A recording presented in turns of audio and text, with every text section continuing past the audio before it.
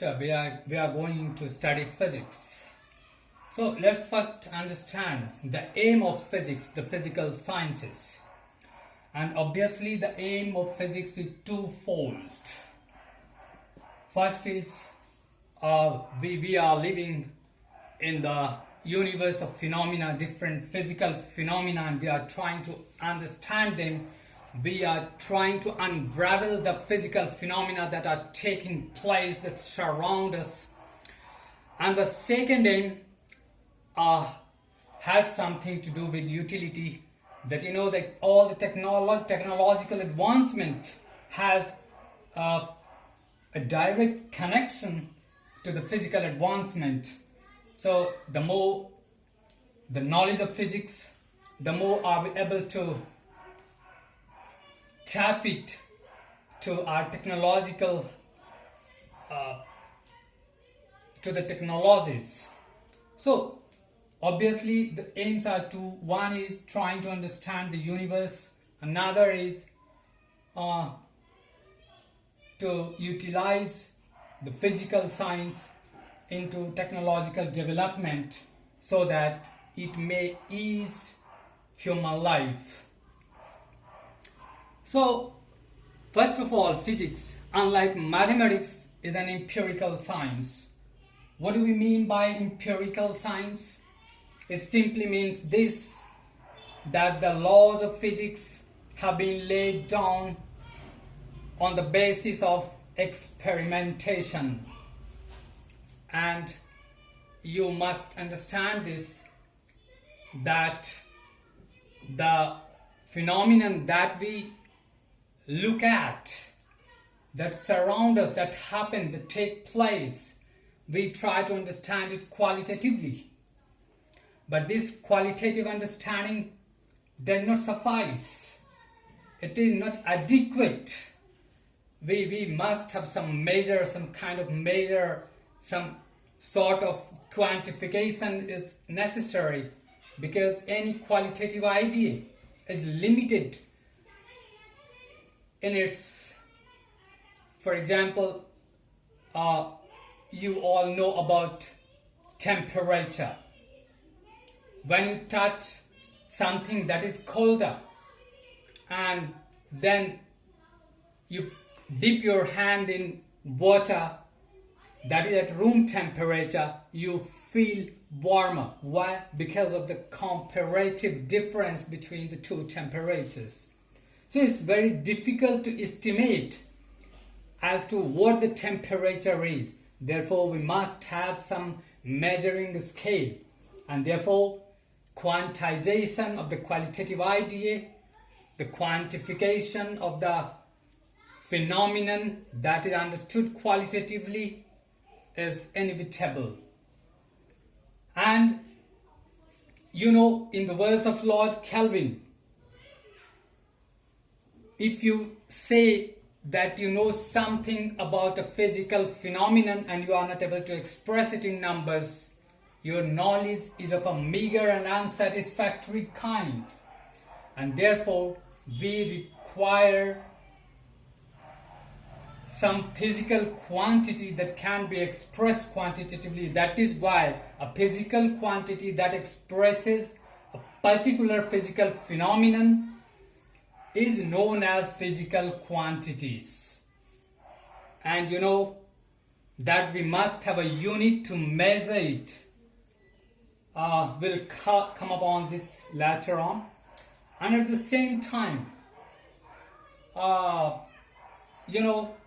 mathematics is essential for the study of physics, because once quantization is done, suppose a physical quantity has been quantized, then its mathematical modeling is necessary. What do we mean by mathematical modeling?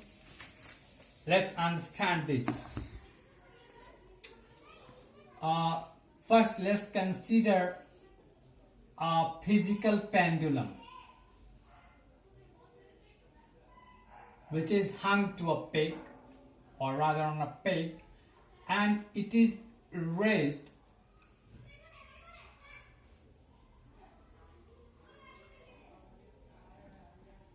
and left to oscillate freely, what happens? We see that it starts oscillating in a vertical plane. So the question arises as to what the time period is of the oscillation. There are many factors which decide its time period. For example, the force due to gravity, the length of the bar. For example, there's a physical pendulum, the length of the bar, maybe its mass, maybe, we don't know. And there are many other incidental factors that might be responsible. For example, even a train passing at some distance might have had some impinging upon its time period. A light ray falling on this may have some effect on the time period. But if we are as conscious as this, we can't have any physics. So what do? We idealize the whole scenario. How do we idealize?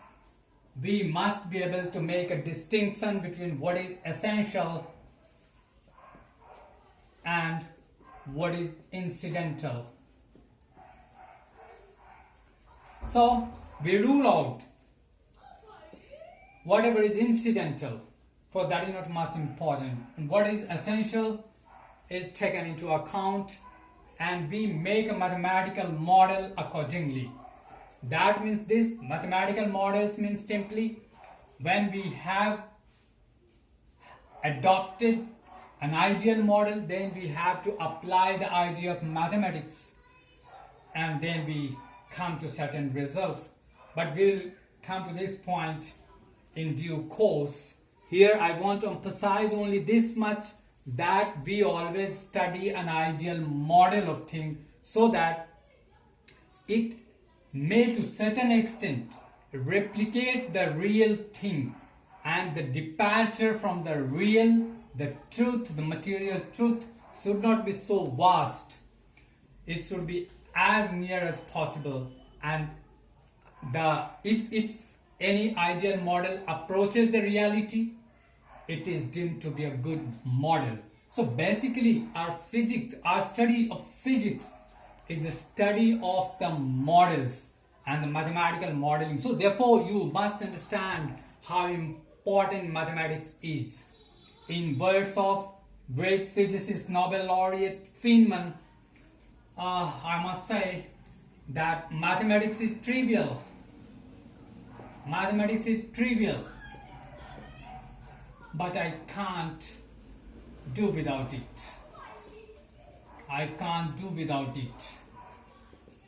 So we must be very clear that during the course of our study of physics, mathematics has to play a far bigger role, and we should be prepared for that.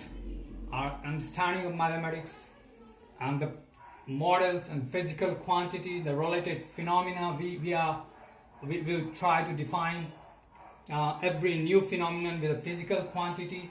We should be able to devise a unit so that it can be measured, and then we'll try to shed light upon the laws and rules. And here we must understand the meaning of laws and rules. See, I cite an example so that you may understand between the rules. For example, as I told you earlier, that physics is an empirical science. So many experiments have been made.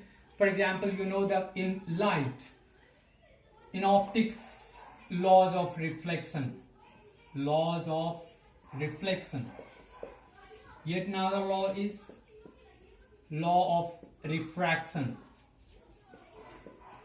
And there are many such laws, these are just laws, but this is not everything for physics. For physics means that we must be able to devise some law of which they should rather prove to be corollaries. So what is that law? And the law is Fermat's least principle of time. Means when light moves, the time taken from the point of source to the point of where it reaches the point of destination, the time taken should be minimum. This is the law, and mathematically you can derive all these laws which are corollary, not the basic law. This is the basic law. And yet another idea in physics, that all the different laws have to be unified. Scientists are even trying to unify all the laws. They are trying to understand all the laws under one head of causation, one force they want to know. Today we know different types of fundamental forces, like forces due to gravity, electromagnetic forces, nuclear forces. These are some fundamental forces, but they understand, they think that there must be some single universal force. They are trying their level best to understand that, although they have not reached yet to the pinnacle, to the culmination of these ideas. Nevertheless, this is one thing which comes under the category of the study of physics.